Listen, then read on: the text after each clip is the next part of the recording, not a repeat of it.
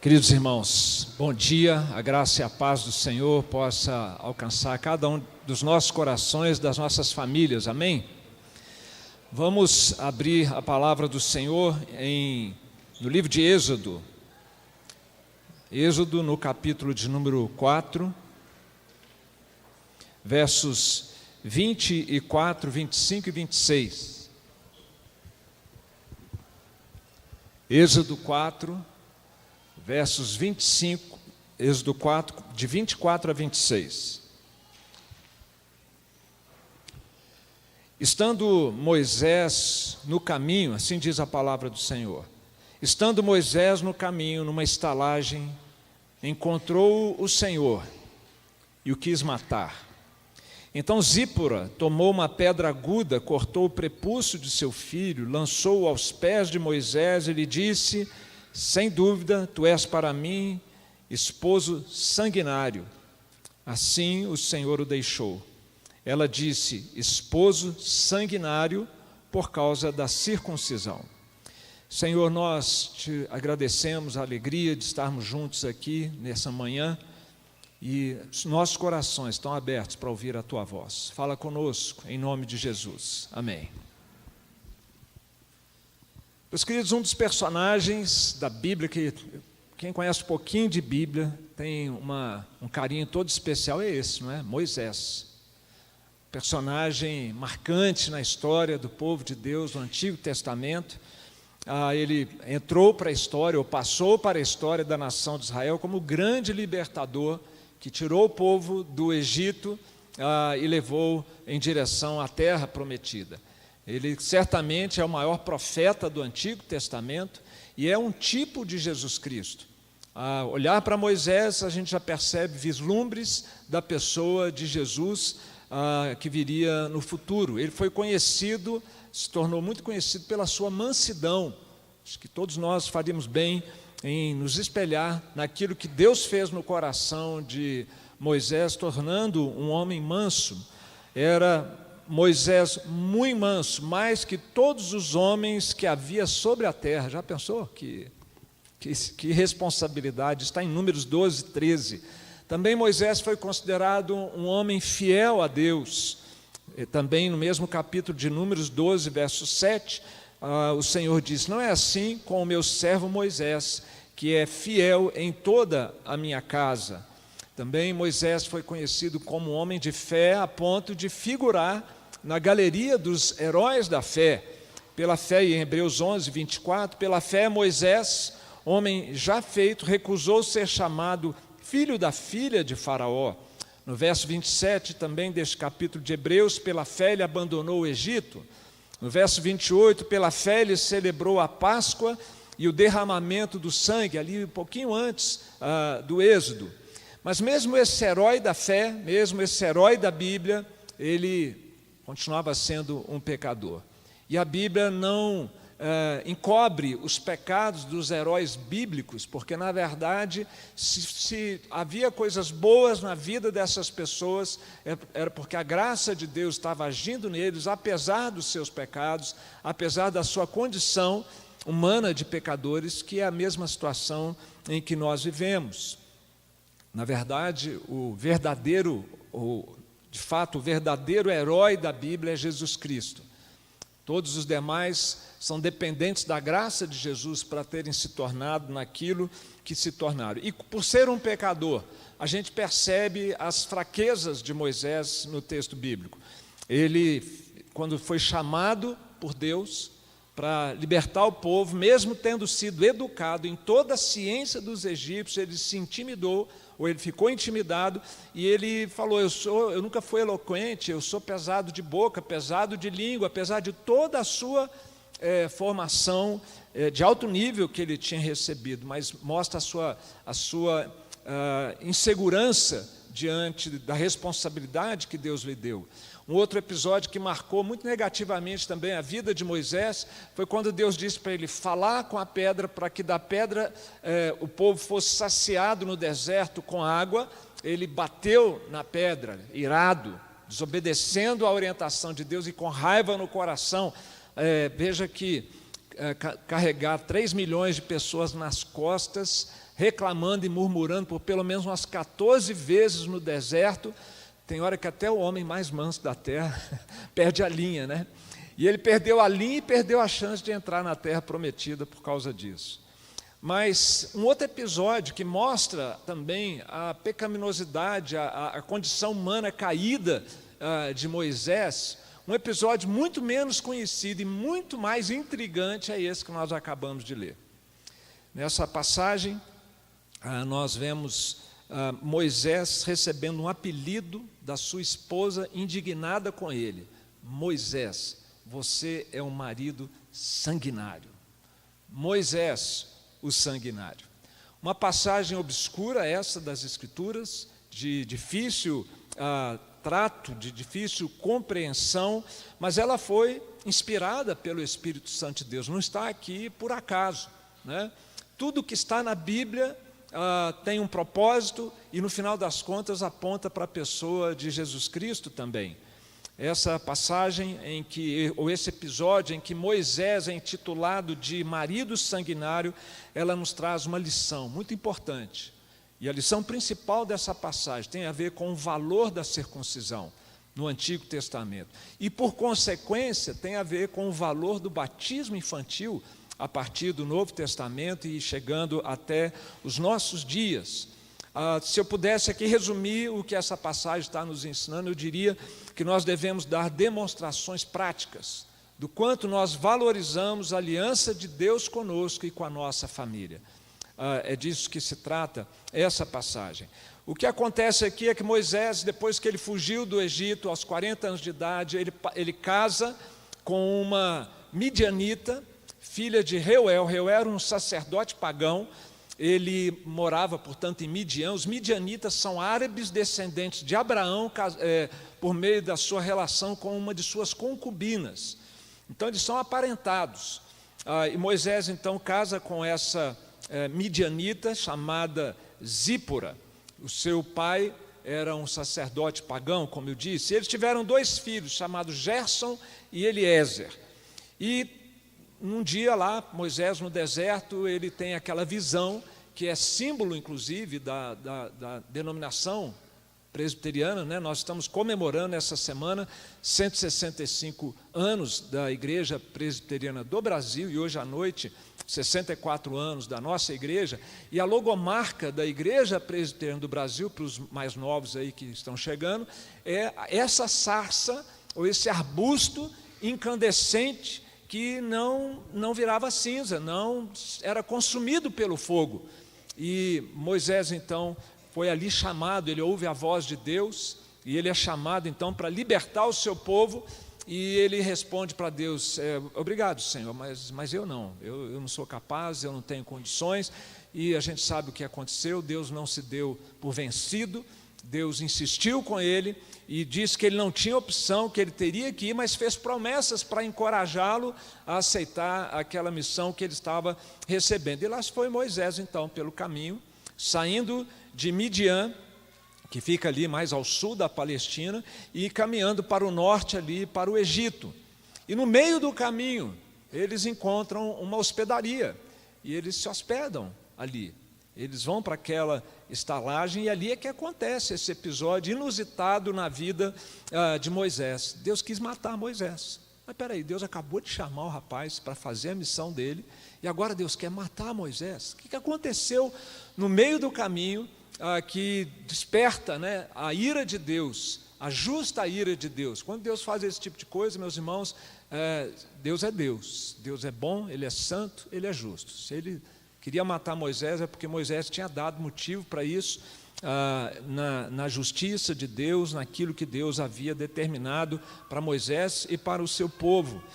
Qual o motivo da ira de Deus, que nos deixa assim perplexos diante desta passagem? A resposta começa a ficar um pouquinho mais clara no verso 26, quando o Senhor deixa ou desiste de matar Moisés, Êxodo 4, 26, e ali o texto diz que a mulher o chamou de esposo sanguinário, e todo aquele episódio tinha a ver com a circuncisão, por causa da circuncisão. E aonde que a circuncisão entrou na história do povo de Deus? Não foi com Moisés, não foi no Sinai, não foi com os 10 mandamentos e toda a lei, todo aquele detalhamento da lei. Pelo contrário, aconteceu, foi introduzida a circuncisão 500 anos antes, com Abraão, quando Deus chama a Abraão e faz com Abraão uma aliança extraordinária. Uma das 6 alianças que nós encontramos na Bíblia, do Antigo até o Novo Testamento, com a nova aliança em Cristo, são 6 alianças, nós já temos aprendido aqui, desse púlpito, e da nossa classe, o Cristo dos Pactos, que todas essas alianças estão relacionadas com o Evangelho, o pacto da graça, e elas vão revelando progressivamente este Evangelho, até revelar-se completamente em Cristo com a nova aliança. E ali então Deus fez uma aliança, lá atrás, 500 anos antes, com Abraão, uma aliança de amizade, uma aliança de cuidado, uma aliança de salvação, em que Deus escolhe Abraão e a sua descendência, para salvá-lo, salvar a sua descendência e por meio dele alcançar todas as nações do mundo. Que privilégio que Abraão recebeu, meus queridos. Privilégio de poder contar com o amor de Deus, com o cuidado do Senhor, bênçãos materiais, inclusive, asseguradas, tudo fundamentado na promessa do Deus Todo-Poderoso. E entre essas muitas bênçãos, a bênção de abençoar ou de alcançar os filhos, a descendência do povo de Deus.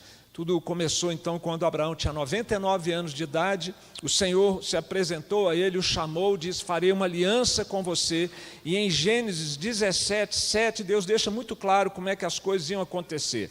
Estabelecerei a minha aliança entre ti e a tua descendência, no decurso das suas gerações, aliança perpétua, para ser o teu Deus e o Deus da tua descendência. E nós hoje somos a descendência de Abraão, de acordo com o apóstolo Paulo na carta aos Romanos. O verdadeiro israelita não é aquele de sangue, de etnia, mas é aquele que anda nas pegadas que teve o nosso pai Abraão, o pai da fé. E para que esta aliança que Deus fez com Abraão fosse confirmada, formalizada, Deus estabelece um sinal para marcar essa aliança, um selo para garantir essa aliança. E o sinal que Deus estabeleceu foi o sinal da circuncisão, que é a remoção da pele do órgão masculino da criança ao 8º dia, e ali então essa circuncisão masculina, ela marca que aquela criança faz parte do povo de Deus. E sendo as mulheres contadas a partir dos homens, as meninas estavam incluídas a partir da circuncisão masculina dos bebês ao 8º dia. E este sinal e este selo, meus queridos, não era uma coisa assim facultativa, algo que a nação podia escolher ou não praticar, era a lei de Deus, mandamento de Deus, era algo muito sério. Porque o que Deus estava oferecendo ao seu povo era algo assim, acima de qualquer merecimento, muito além do que eles podiam imaginar ou pensar. Eles não tinham noção ainda, a mesma que nós hoje temos, com toda a Bíblia revelada, e nem nós, com toda a Bíblia, conseguimos captar tudo aquilo que Deus tem preparado para nós. Então, a generosidade, a graça de Deus é algo assim infinito. E se Deus estabeleceu aquele sinal ali na sua sabedoria, ele deveria ser cumprido, e se não fosse, haveria uma penalização grave para o povo de Israel. Israel precisava aprender a andar com Deus em obediência e em santidade. Em Gênesis 17, 14, então o Senhor assim instrui a Abraão e a sua descendência: o incircunciso que não for circuncidado na carne do prepúcio, essa vida será eliminada do seu povo. Quebrou a minha aliança. Pode parecer uma mera formalidade, mas foi assim, parecendo uma mera formalidade, que Adão e Eva comeram aquele fruto e a desgraça toda veio para a humanidade. Aquilo que Deus estabelece, os sinais, os símbolos, os sacramentos devem ser observados. E aí é que Zípora, é nesse momento que Zípora, aquela esposa gentia, que não fazia parte do povo hebreu, que não comungava da fé do povo hebreu, ela entra em ação. Ela estava casada há 40 anos com Moisés e ela estava prestes a ficar viúva, porque Deus ia matar seu marido. E ela sabia o motivo. Muito provavelmente, ela era parte do problema. Porque, se ele já tinha 2 filhos, por que um só que estava dando problema ali com essa coisa da circuncisão? Os estudiosos do texto bíblico supõem que provavelmente o primeiro filho, que foi Gerson, já havia sido circuncidado, e aquilo não pegou bem. Para os costumes pagãos de Reuel, seu sogro de Moisés, da sua esposa Zípora, estava lá ferindo o bebezinho dela, tirando sangue dele, machucando o menino, e eles não estavam entendendo a necessidade daquilo, daquele sofrimento, não compreendiam os termos da aliança que Deus havia feito com o seu povo. João Calvino levantou essa hipótese de que teria havido um estresse entre Moisés e o seu sogro, ou entre Moisés e Zípora, na circuncisão anterior de Gerson. Então, Zípora se opôs a que o segundo menino fosse circuncidado. E eles, então, não compreendendo o alcance da aliança que Deus estabelece para a descendência dos seus servos, não queriam que aquela circuncisão fosse realizada. E aqui a gente vê então como que Deus responsabiliza o pai pela liderança espiritual da sua família, o que estava faltando na vida de Moisés, começando a sua jornada como líder de Israel, do povo hebreu naquele momento. E ela então toma uma providência, ela circuncida o menino, e de uma maneira agressiva, irada, ela joga a pele do prepúcio do menino nos pés de Moisés, está feito, e o chama então de maneira irada, de esposo sanguinário. Ela ficou indignada e ela insulta o seu marido daquela maneira. E até nesse momento complicado, meus irmãos, complexo, da revelação progressiva de Deus, isso soa muito estranho para nós, vivendo hoje, século 21, mas nós não podemos ler o texto bíblico com os óculos do século 21. Nós estamos falando de algo acontecido com Moisés por volta de 1.500 anos antes de Cristo. A revelação de Deus estava sendo feita, mas até nesse momento complicado, a gente vê uma tipologia messiânica, algo apontando para a pessoa de Jesus Cristo. Moisés deixou de ser morto porque o sangue foi derramado. Alguém derramou o seu sangue para que ele não precisasse ser morto. E foi isso que o Cordeiro de Deus veio, séculos depois, fazer em favor dos pecadores. Moisés, então, está no início da sua jornada, um líder em preparação, e ele precisava, então, entender que se ele iria liderar toda uma nação, ele tinha que começar liderando a sua casa, cumprindo as suas responsabilidades paternas em relação à esposa e em relação aos seus filhos. Manso, sim. Omisso, não. Ser manso é uma coisa, se omitir seria outra coisa. João Calvino, sobre esse texto complicado, ele disse: eu sem hesitação concluo que a vingança foi declarada por Deus contra Moisés por causa da sua negligência. E uma negligência causada, segundo João Calvino, não por esquecimento, por ignorância, por descuido, mas causada porque ele preferiu agradar seu sogro, sua esposa, do que agradar a Deus. Ele se importou mais com o favor dos homens do que em obedecer a Deus. Aí Calvino completa dizendo: nada é mais intolerável do que defraudar Deus da obediência a Ele devida, a fim de agradar os homens. E o que Moisés passou e viveu, você e eu já devemos ter passado também. Não em relação à circuncisão, obviamente, mas quantas vezes nós também recuamos de fazer a vontade de Deus para agradar alguém que para nós naquele momento é mais importante do que Deus e do que a vontade de Deus. E a história então termina, felizmente, começou muito complicado, mas ela vai terminando bem. A esposa desiste de ser um obstáculo para que Moisés faça a vontade de Deus. Eliezer foi circuncidado. A aliança foi preservada, porque Deus disse que se não circuncidasse era uma quebra da aliança, e ela foi preservada através dessa submissão e dessa obediência prática da parte do casal. Moisés foi preservado da morte, que estava sentenciada sobre ele, e ele aprendeu o valor de obedecer os mandamentos de Deus.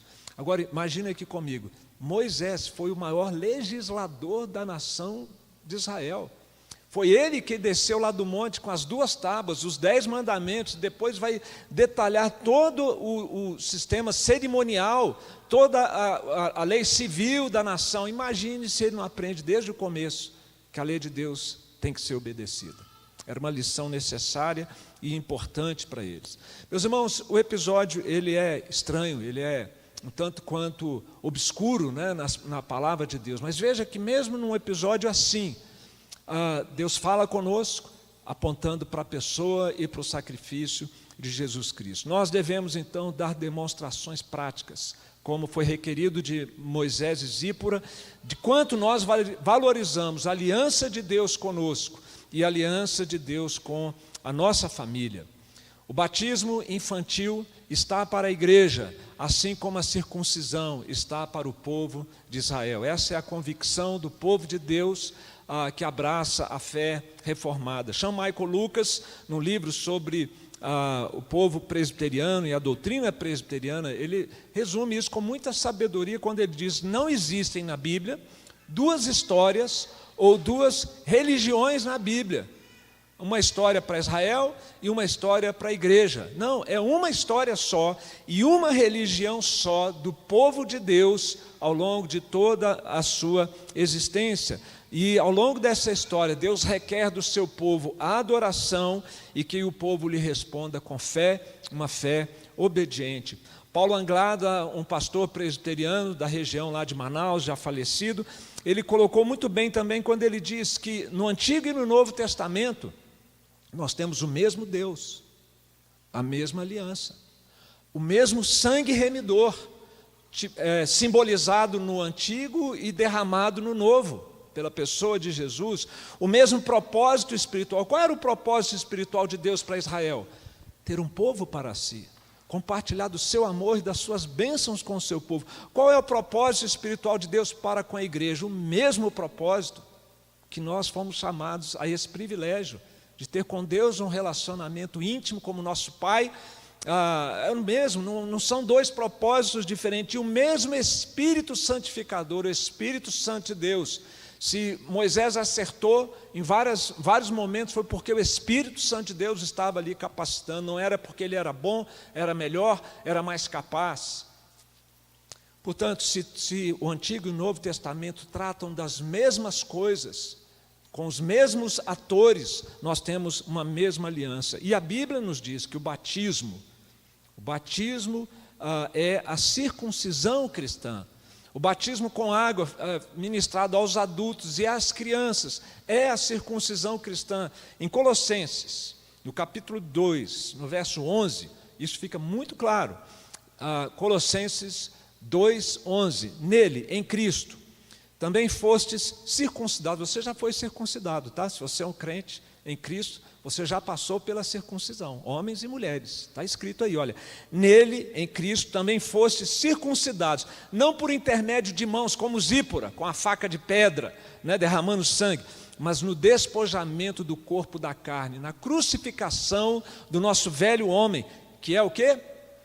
A circuncisão de Cristo. Existe uma circuncisão cristã, e é o batismo, no verso seguinte, ou na sequência, tendo sido sepultados juntamente com Cristo no batismo. Veja a conexão entre a circuncisão e o batismo nesses 2 versículos, no qual fostes igualmente em Cristo, no qual fostes igualmente ressuscitados, mediante a fé no poder de Deus que o ressuscitou dentre os mortos. Adultos e crianças devem ser batizados. Adultos porque creram, e crianças porque seus pais creem na promessa de Deus feita desde Abraão, incluindo a sua descendência. De novo, Sean Michael Lucas, ele diz que nós devíamos então falar em batismo familiar, ao invés de batismo infantil. Deus salva indivíduos, mas Deus atua primariamente por meio de famílias.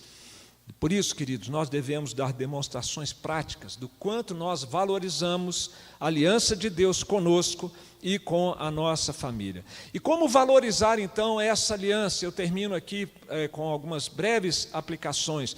Em primeiro lugar, devemos nos perguntar, eu estou entendendo o que o pastor está falando, o que a igreja presbiteriana ensina, eu compreendo o privilégio e o alcance desta aliança, graças à obra de Jesus Cristo. Eu fui eleito, eu fui salvo, eu estou seguro da minha salvação, nada vai me tirar essa dádiva de Deus. Eu fui separado para Deus e Deus quer abençoar a minha descendência enquanto houver mundo. A Bíblia diz que enquanto houver mundo, a descendência dos crentes será abençoada com salvação. Temos compreendido esse privilégio e o alcance da aliança de Deus conosco, meus irmãos. Isso deveria assim transbordar do nosso coração. Nosso coração devia sair pela boca de alegria e de gratidão a Deus por tamanha graça, bondade e misericórdia do Senhor. Nós compreendemos também o valor do sinal destas bênçãos. Foi ordenado por Deus. E alguns dizem, críticos, né, do pedobatismo, nós somos pedobatistas, né, nós batizamos criança, a palavra paidion no grego é criança. Os críticos dizem, não tem nenhum mandamento no Novo Testamento dizendo para batizar a criança. Se cremos que a história é a mesma, o Calvino é que fala isso, se já foi ordenado a circuncisão, já está ordenado o batismo. Se Deus mandou circuncidar, o mandamento para o batismo é automático. Precisaria ter um mandamento contrário. Gente, agora parou, tá? Mudou. Agora na nova aliança nós vamos dar um passo atrás e vamos deixar nossas crianças de fora. Elas sempre fizeram parte do povo de Deus, mas agora não farão mais. Isso não acontece. Portanto, meus irmãos, nós precisamos, como demonstração prática do valor que damos à aliança, reconhecer o valor do símbolo. O símbolo que é um símbolo do vínculo, da ligação do crente com Deus, e o símbolo que é um símbolo visível e uma garantia da promessa de Deus de abençoar a nossa descendência. Que nada nos impeça de batizar nossos filhos, como Moisés havia sido impedido, com toda aquela situação complicada que ele viveu.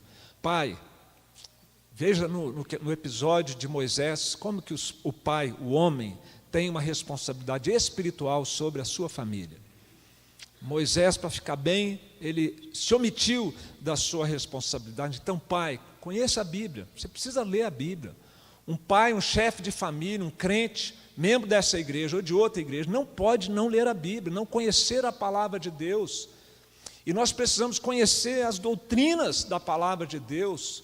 O homem, se ele é o sacerdote do lar, como a gente tantas vezes fala, ele tem que conhecer essa palavra, conhecer do que se trata, instruir a sua esposa, se a esposa tiver alguma dificuldade com a palavra de Deus, sendo um homem manso com a sua esposa, como Moisés era manso, mas sem se omitir, sendo fiel a Deus e batizando os seus filhos. Esposa, veja o que aconteceu com Zípora, fortaleça a liderança do seu marido, a gente tem falado isso aqui, né?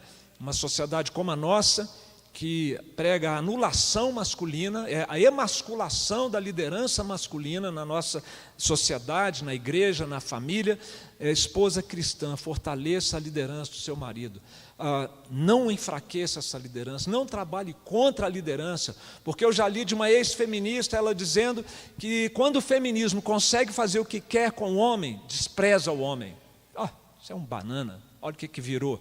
Mas foi a mulher, muitas vezes, que foi forçando, impondo-se sobre a liderança do marido. Não faça isso. Você vai acabar desprezando o seu marido depois, se você conseguir anular a liderança dele. Não dê motivo para o seu marido se omitir da sua liderança espiritual em casa. Pelo contrário, incentive, não com críticas, mas com apoio e como auxiliadora idônea. E casal, compreendendo a seriedade da aliança e a graça dessa aliança, uma graça maravilhosa, mas uma graça com compromissos, com responsabilidades, que nós devemos cumprir, não para receber a graça, mas porque já recebemos em Cristo. Essa graça não é barata, ela é preciosa, ela tem mandamentos, ela tem responsabilidades, e uma dessas responsabilidades é valorizar e praticar os sacramentos solenes que a palavra de Deus estabelece, o batismo e a ceia do Senhor. Portanto, queridos, sejamos gratos, valorizemos essa aliança e observemos os sacramentos da palavra de Deus. Nessa manhã, nós temos a alegria de ter aqui, não Moisés e Zípora, complicados, batendo cabeça um com o outro, mas um casal crente, que ama Jesus e que reconhece a graça de Deus sobre sua vida e sua família,